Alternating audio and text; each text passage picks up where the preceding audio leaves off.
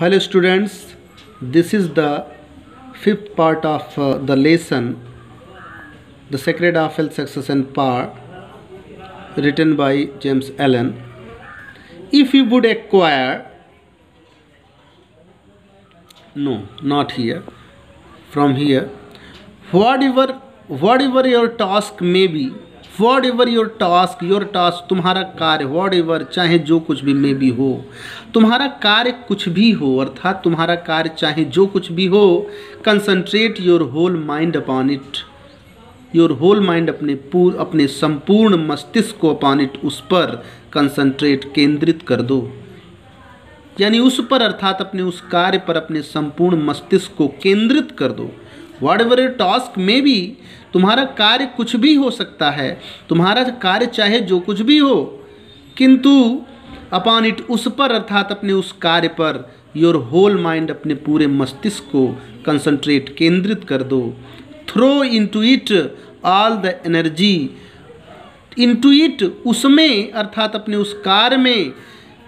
All the energy अपने संपूर्ण ऊर्जा को, थ्रो फेंक दो अर्थात लगा दो, उसमें अपनी संपूर्ण शक्ति को लगा दो, संपूर्ण ऊर्जा को लगा दो। आप व्हिच जिसके यू आर कैपेबल, जिसके तुम योग्य हो, जिसके तुम समर्थ हो, अर्थात तुम्हारे अंदर जितनी भी शक्ति है उस समस्त शक्ति को उसमें लगा दो, उसमें झोंक दो।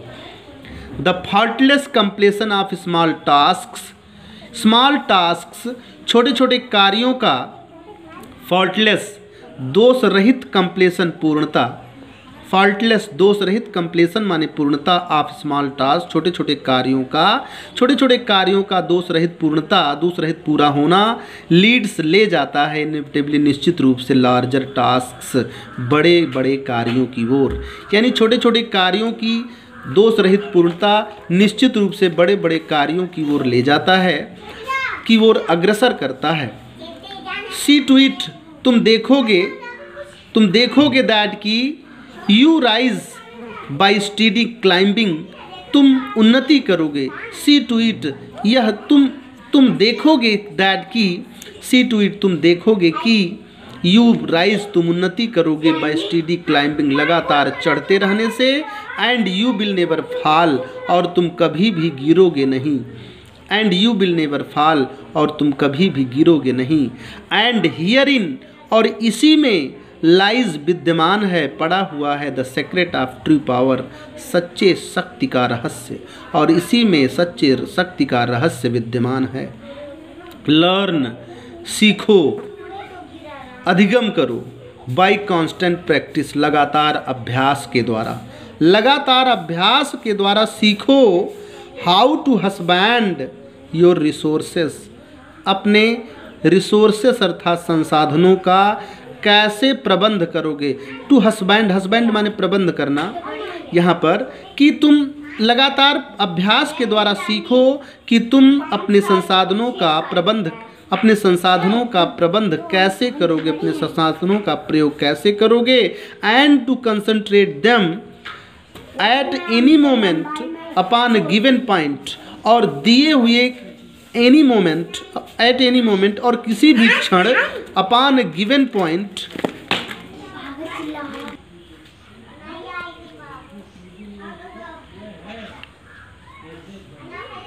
लर्न बाय कांस्टेंट प्रैक्टिस, लगातार अभ्यास करके सीखो। How to husband your resources,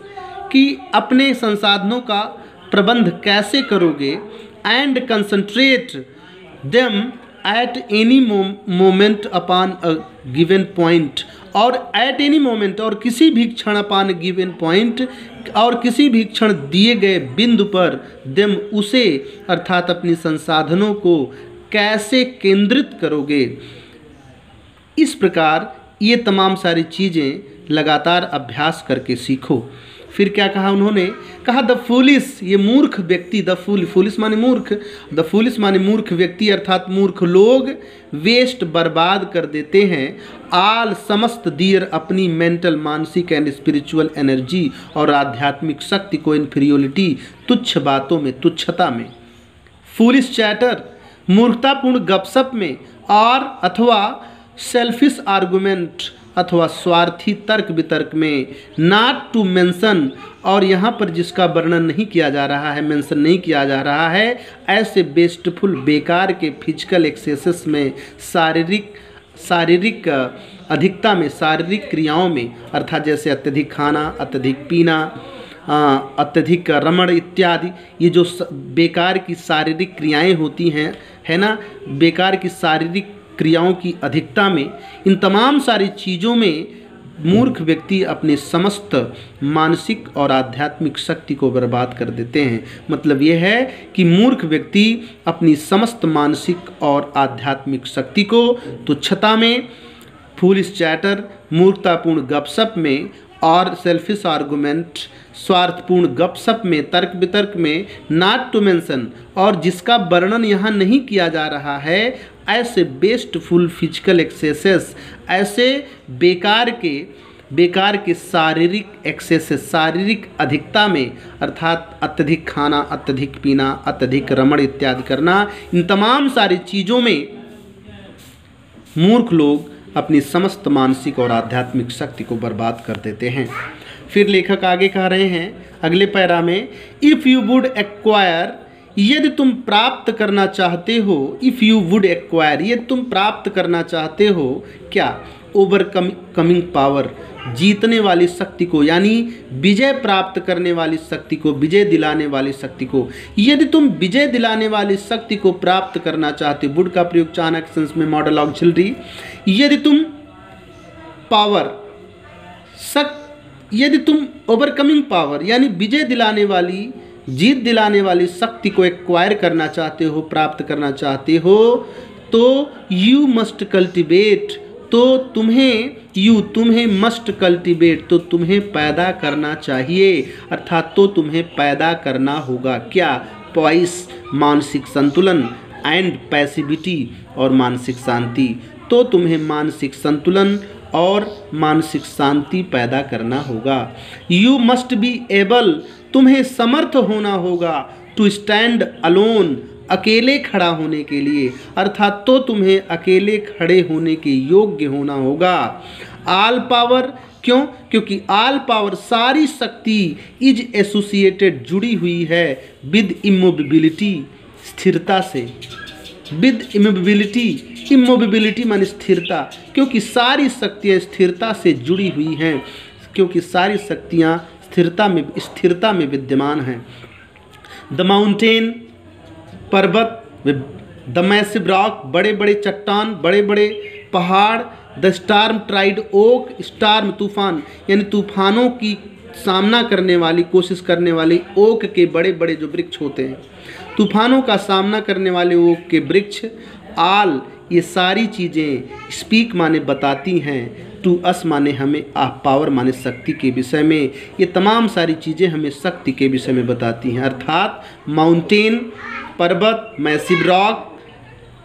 बड़े बड़े चट्टान, द स्टार्म टाइड ओक, तूफानों का सामना करने वाले ओक के वृक्ष, आल, ये सारी चीज़ें, speak to us of power, ये सारी चीज़ें हमें शक्ति के विषय में बताती हैं। बिकॉज, क्योंकि आप दियर कंबाइंड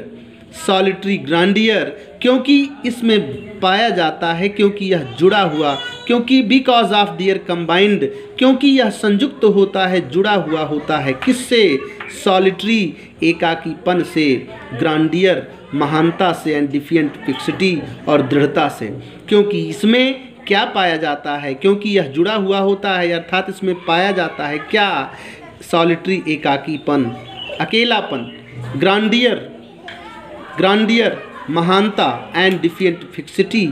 और दृढ़ता। वाइल, जबकि द शिफ्टिंग सैंड, जबकि शिफ्टिंग सैंड अर्थात उड़ता हुआ रेत, द यील्डिंग ट्विग, झुक जाने वाली ट्विग, ट्विग माने पेड़ की टहनियाँ,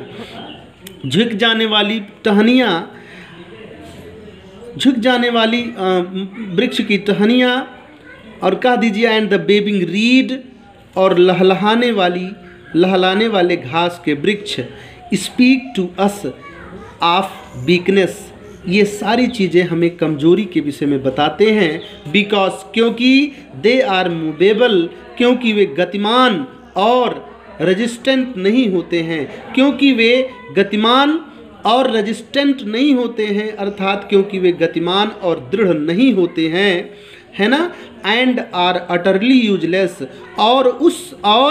एंड आर अटरली यूजलेस, और उस समय पूर्ण रूप से बेकार, अटरली पूर्ण रूप से, यूजलेस माने बेकार, आर माने होते हैं, और पूर्ण रूप से बेकार हो जाते हैं उस समय जब, जब डिटैच्ड फ्रॉम दियर फेलोज, जब उन्हें उनके साथियों से अलग कर दिया जाता है, जब उन्हें उनके साथियों से, उनके जड़ से, उनके मूल से अलग कर दिया जाता है, तो वे पूर्ण रूप से बर्बाद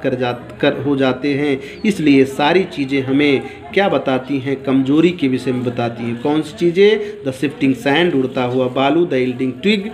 झुक जाने वाली पेड़ की टहनियाँ, एंड द वेविंग रीड, और लहलहाती हुए रीड, घास के वृक्ष, speak to us of weakness. ये तमाम सारी चीज़ें हमें वीकनेस के विषय में, कमजोरी के विषय में बताती हैं। बिकॉज, क्योंकि दे आर मूवेबल, क्योंकि वे गतिमान, एंड नॉन रेजिस्टेंट, क्योंकि ये गतिमान और रेजिस्टेंट, दृढ़ ना नहीं आर होते, क्योंकि वो गतिमान और दृढ़ नहीं होते हैं,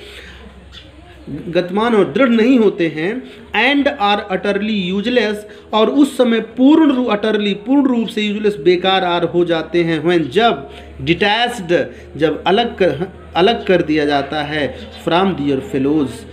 उनके साथियों से, और जब उन्हें उनके साथियों से अलग कर दिया जाता है तो पूर्ण रूप से बेकार हो जाते हैं। He is the man of power, he माने वह, इज माने होता है, द मैन ऑफ पावर माने शक्तिशाली व्यक्ति, वही व्यक्ति शक्तिशाली होता है, हु, जो रिमेन्स काम एंड अनमूव्ड, जो शांत और दृढ़, रिमेन्स बना हो जाता है,